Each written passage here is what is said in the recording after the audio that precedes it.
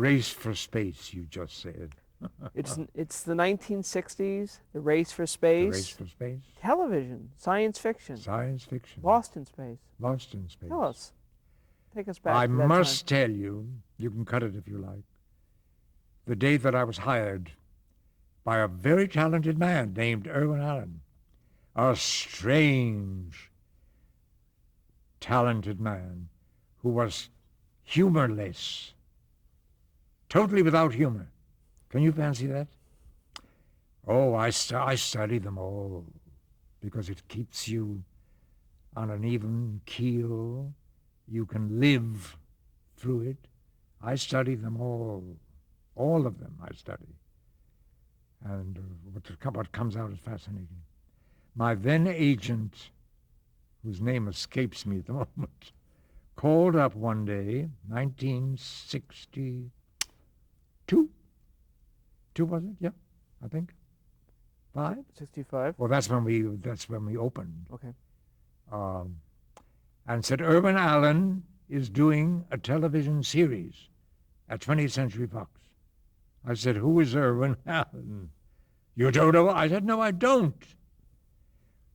Lost in Space is the name, and he wants to see film on you. But you know what that means. I said, what's the part? Well, I don't know, said Mr. 10%. I said, well, then you tell Mr. Allen that I hesitate to show film unless I know what the part is.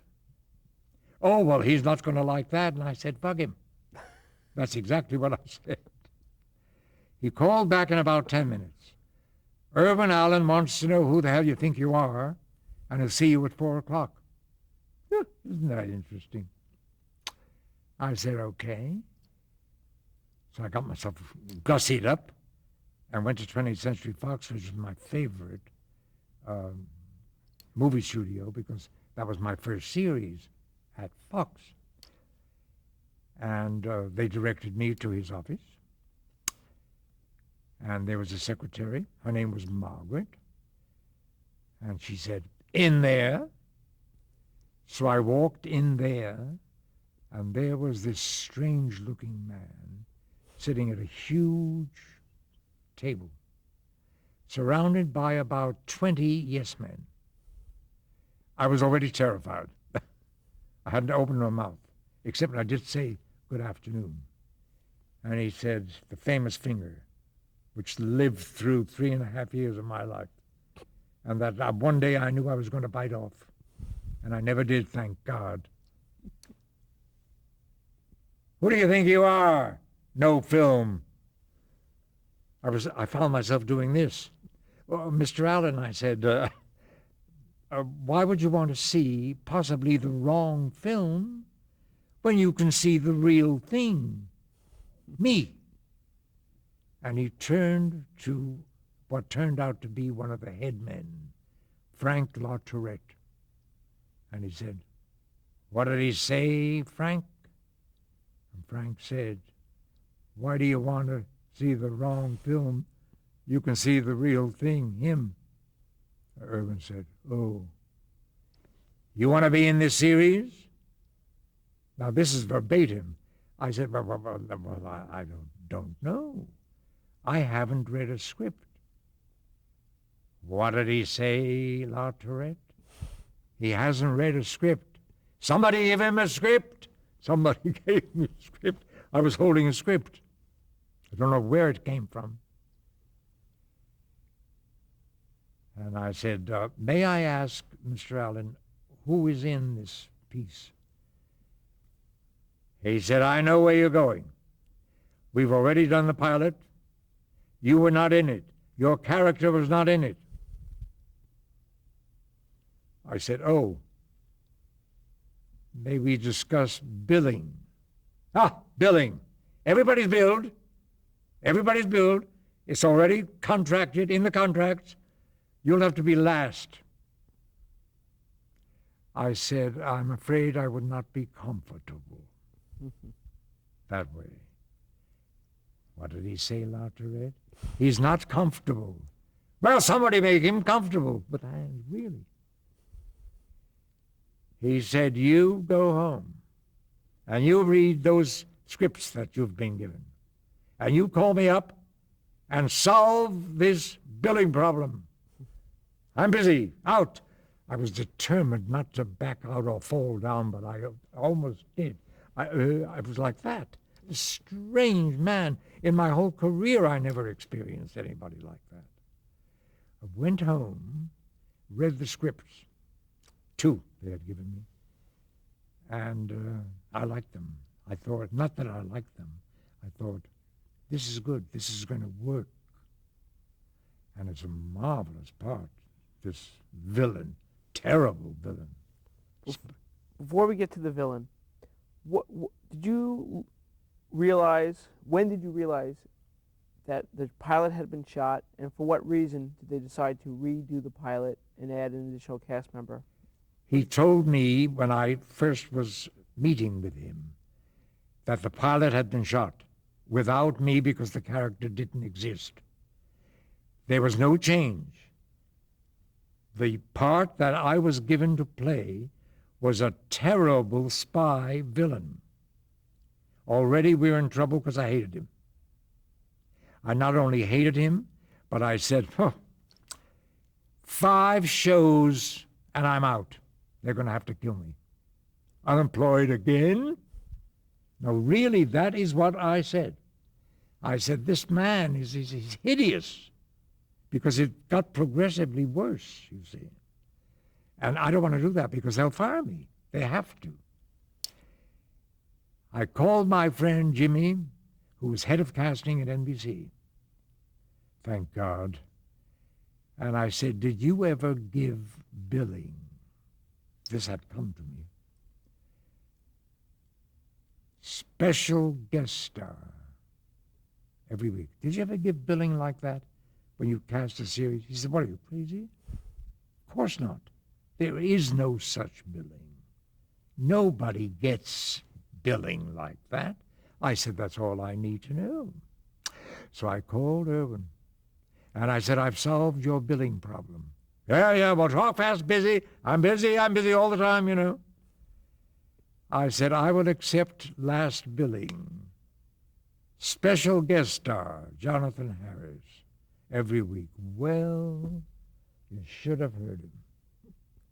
I never heard such cursing and screaming. And you stupid bastards, none of you can act anyway. You're not a good actor. None of you are a good actor. I don't have to put up with this crap. I just sat there and on and on and on, and then, okay, and he hung up. I laughed for about a week about that. Now, I go to work. He comes to me after the first day's dailies, and he says, what a face, what a face. Mean, awful, wonderful face. I said, I'm in trouble. I'm going to have to do what I knew I would have to do. I like comedic villainy. My biggest successes have been comedic villainy. How to do that? You know, he's no dummy, Irwin. I decided I would sneak in comedic bits and see what happens. And that's what I began to do. Just tiny little bits that didn't interfere with the villainy, but had a little comedic twist. I did that for a couple of weeks. Nobody said anything. The story editor was Tony Wilson, very, very fine man. Came in one day and he said, you ain't fooling me. I said, Tony, let's talk. I don't want to talk about it. A couple of days later, Irwin charged into my dressing room and said, more, and walked out. So I went to him and I said, Irwin, did you really mean more? He said, anything you want. First time in my life, I don't claim to be a writer, but I do claim to be a wonderful rewriter. I began to rewrite every word of the script that affected me. And then, thank God, came the robot. Oh, Jesus. That's the best thing that ever happened to me. Tell us But about. I developed the relationship and the alliteratives. All of that was mine. I wrote them all. I wrote everything you heard that I said to him or that he said to me. And I was allowed to do that first time in my career.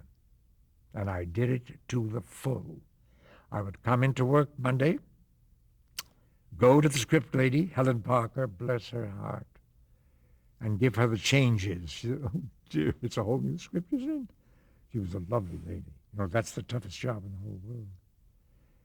And then she would go around and give all the changes. I was not, how you say, well liked. But that's neither here nor there because it worked. It kept the show on the air. It did. And some of the other people in the show were interviewed as I was by TV Guide, actually said, Mr. Harris kept the show on the air, we would have been off after 13 weeks. And that was true. What I did was so crazy at this point. I did a crazy, Dr. Smith by name, that he amused me. He delighted me. And I loved him, and it worked because we stayed on for 84 episodes. Otherwise, we would not have, and that's a fact. Was everyone appreciative of you adding this to the show? I doubt it. I doubt it, especially when the books came out, the Lost in Space books, and all of the directors were interviewed, and they said they should be grateful to Mr. Harris for paying their rent for 3.5 years. So what do you think? I don't look for things that work. I think what is important is that a show be successful and stay on the air and be successful for yet another year. That's all that matters to me. Let's talk about the success. And let's talk with the robot. It's actually two people. There's actually an actor and then the voice. The voice, yes. Who is the voice of the robot? The voice was Dick Tufeld. He's been around for forever. He's done 1,000 things, 1,000 voices. He's got a marvelous voice. And from my point of view, he was the robot. The person who was in the robot fit in the robot, and that's why he was there. But Dick developed a character. And I think that was the answer, you see. The guy that was in the robot developed a whole thing for himself, and that's fine for him, because he needed the work. Dick has been very ill, but is now recovered, and probably will go back to work. Everything that happened with the robot is mine, and I take credit. The alliteratives, maybe 1,000.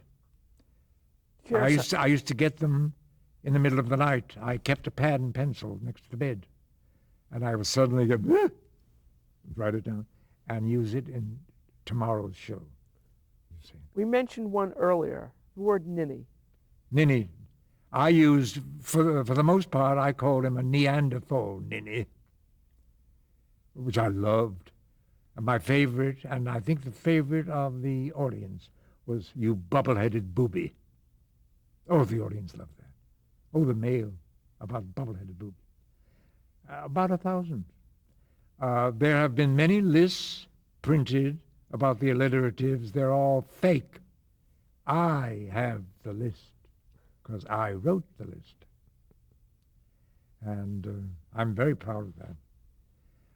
The whole relationship with the robot is a delight to me. I'm so delighted that I was able to do that. And I did. I developed a whole thing with the robot. And that's what kept the show on the air. The robot and I, and on the side, the kid. Let's talk about Bill. Oh, very good kid actor. Excellent, excellent. We got on very, very well together. And we worked very well together because he was such a good actor. He was, 12 years old. And, perfect. He understood about acting. There's always a teacher on set. Francis Clamp, we had, one of the great ones. And if I had a scene to play with Billy that was a little tricky, it seemed to me, I would get permission from Francis Clamp to steal Billy for 5 minutes in my dressing room. And that's all it took because he was so smart and so fast. Very fast. I said, Billy, this is what no, just listen to me. What is happening here is, get it? Yeah, I got it. That's all it took. Wonderful. I was very lucky because he was a wonderful, wonderful kid actor. And as is usual with kid actors, where's it gone? We're going to go through the cast members, and I'm curious about your relationship professionally and on the show. Guy Williams was major. Probably I'm not going to talk too much about that. Okay. I will say a couple of things that I think are important. Go ahead. Guy Williams. Please. A lovely gentleman. Very bright. Unfortunately, we could never be friends because Guy Williams was hired to be the father figure and the star of the show. And suddenly what happened? Jonathan Harris is the star of the show. And the whole world talks about Jonathan Harris. And that's what happened. How could we be friends? You know? It would take, I don't know what, Jeff. Once I did what I think is a terrible thing in retrospect. I was upset about that. You know? I'm an actor.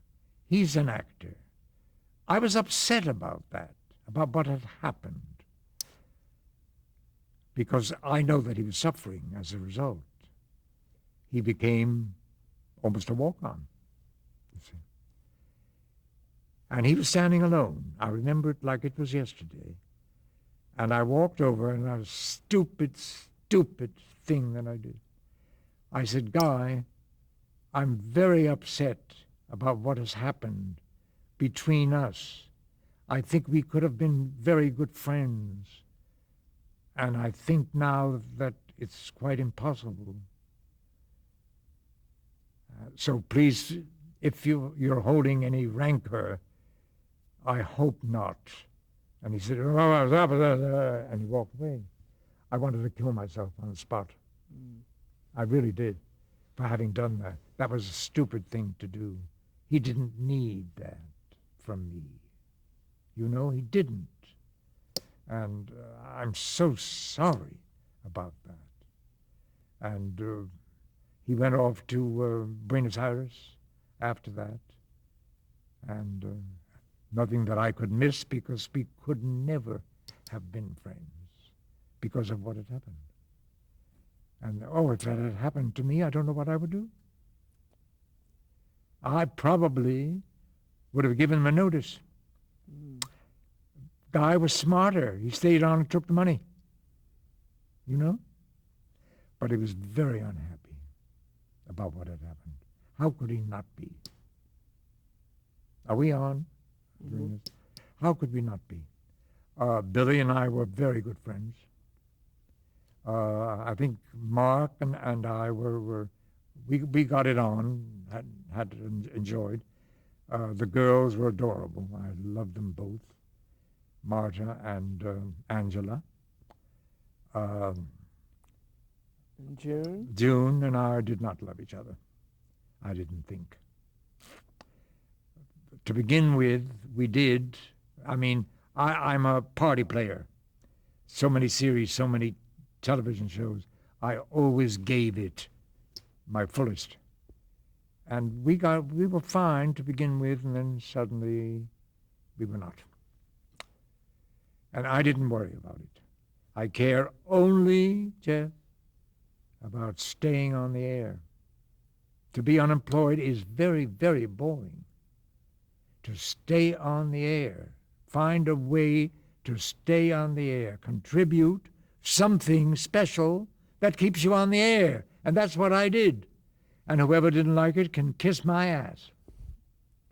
And how successful was the show? Was it right away? Was it a... No, it took time. It started when I started with the robot. When I began to do my number, so to speak, with the robot, the ratings began, the mail began. Oh, God, the mail still continues to me from all over the world. And I answer everyone. Always have, still do. That's an old habit. The show gradually changed. It was very science fiction oriented, and then it became more It became camp. a campy kind of thing, which the people seem to like a great deal more than science fiction. And did you like that aspect more? Oh, absolutely. I did it. So you wanted the camp to continue to go even further yourself? No, I thought I went quite far enough, thank you. Yeah, I really did. Because the writers began to write for me, you see. And then I rewrote. Because nobody knew Smith as well as I knew Smith. And I used him. And it worked. The people loved it. And that's all I cared about because we stayed on the air. 84 episodes, 3.5 years. Besides the quality of writing, you mentioned the character actors that worked. Oh, God, was I lucky. Were we lucky? We had the best in the business.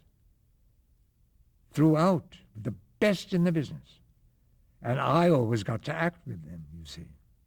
Michael Rennie did a two-parter. Oh, what a reunion that was, because we were very good friends. We became very good friends. And he did a two-parter. And John Carradine, with whom I did The Mad Woman of Chaillot on Broadway, we were not friends, thank you very much. But there he was. And I had a way of dealing with actors. I loved it when I was hired to play a part in an episodic thing. And the star greeted me. I thought it was wonderful, and I never forgot it. And I used to do that.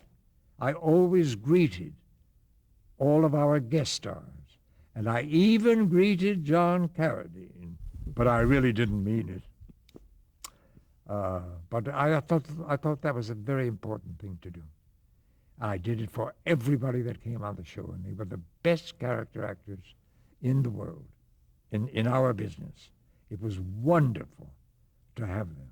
Most of them I had played on Broadway with or in film, live television with, so I knew everybody, and they knew me, and it was wonderful. I was so glad. I would check with the production manager, who do we get this week? And it was just heaven. Mercedes McCambridge came on, and Werner Klemper. Werner Klemperer came. Colonel Klink. Sure. We had everybody. I'm going to ask, there are 84 episodes, so we obviously won't go through all of them. Are there memorable episodes that jumped right away to your mind? Not right away, I have to think.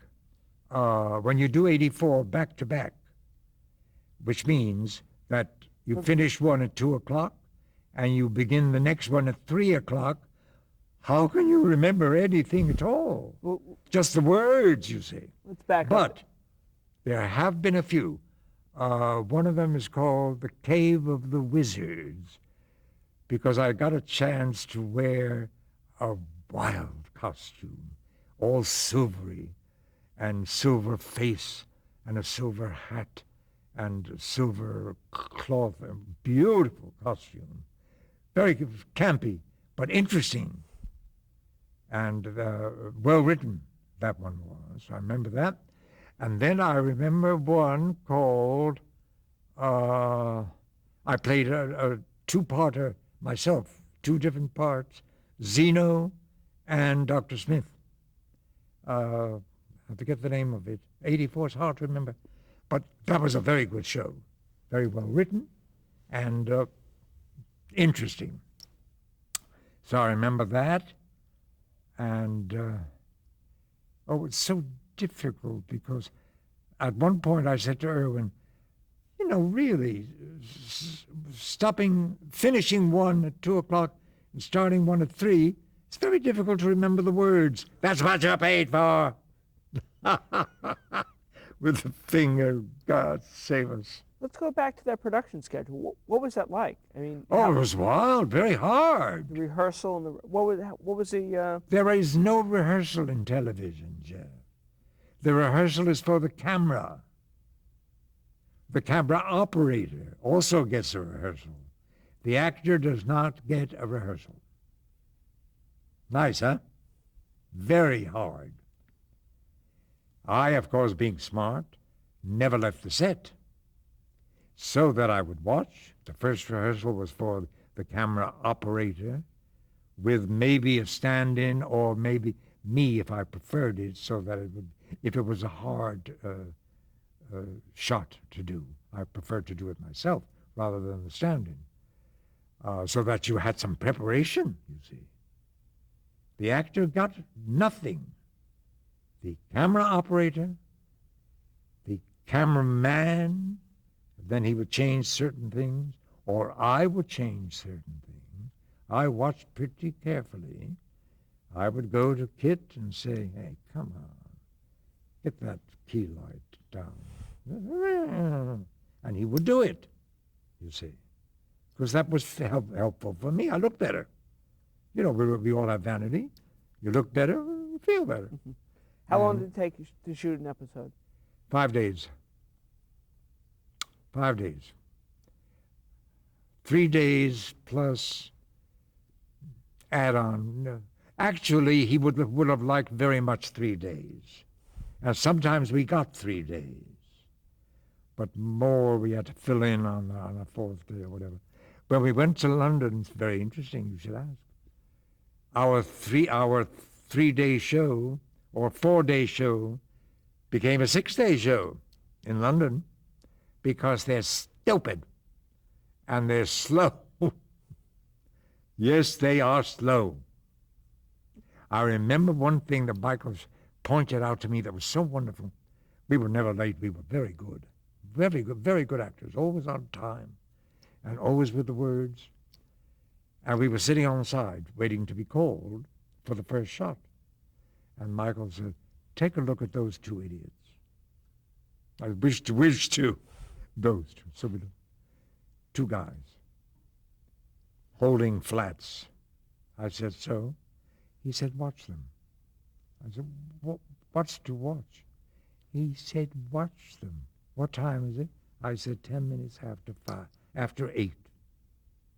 We finally got around to doing a rehearsal and to doing a shot, the first shot. We got finished with that. We came back, and he said, they're still there. I said, yes, what? Later. He said, but remember that they're still there. We did a couple of shots, 9 o'clock, 10 o'clock, 11 o'clock, 12 o'clock. They're still there. I said, Michael, what is that? He said, they haven't been told to move those flats anywhere, so they're waiting. I never forgot that. Imagine. Perfect.